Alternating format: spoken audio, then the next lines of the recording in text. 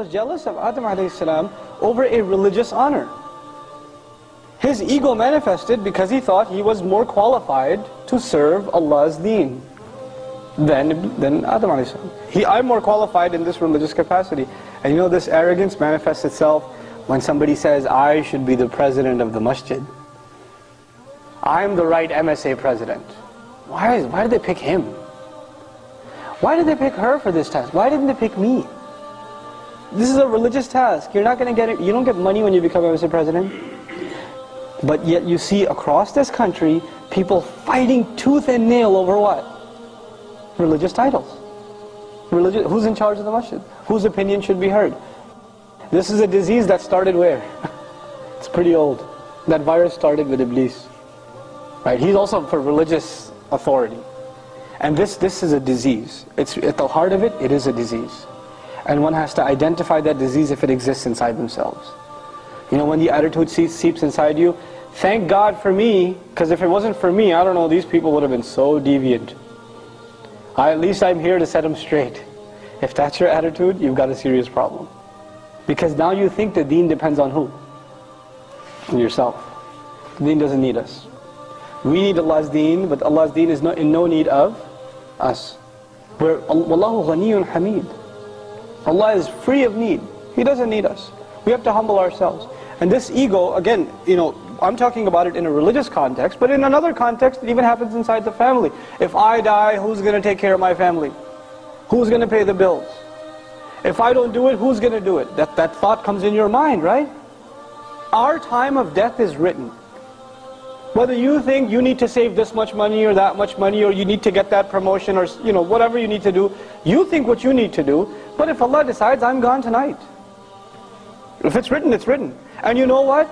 After I go, my kids, my wife, my husband, whoever, Allah has already taken care of them. I should never have thought I was the one taking care of them to begin with. I wasn't the one taking care of them. Allah was. He had been all along. I was deluding myself into thinking it depended on me. Nothing depends on me. Nothing depends on me. I am not the source of any good. Allah is the source of all good. That you know, when ego is the root problem, where does ego come from? Ego comes from the source point. The starting point is when someone doesn't truly appreciate what Allah is, who Allah is.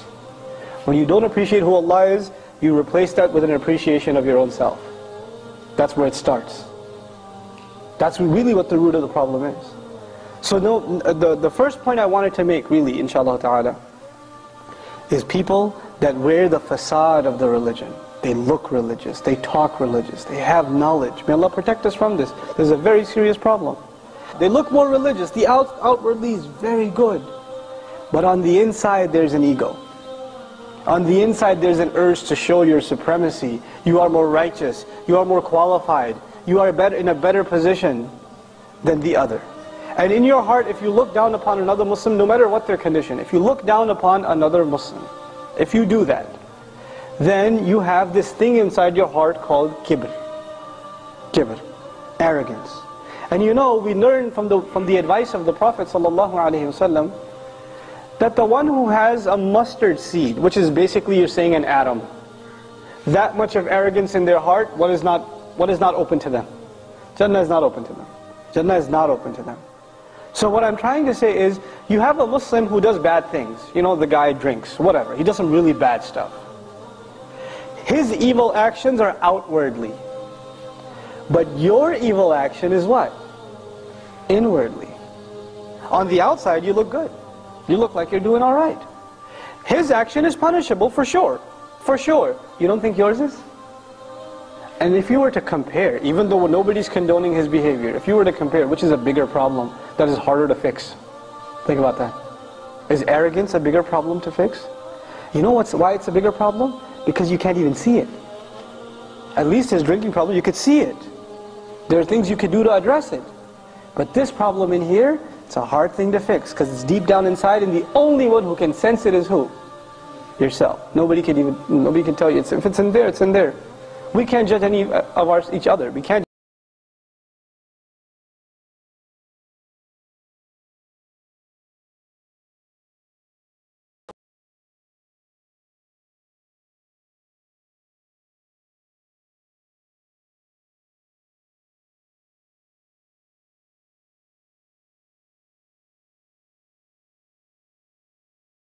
Ah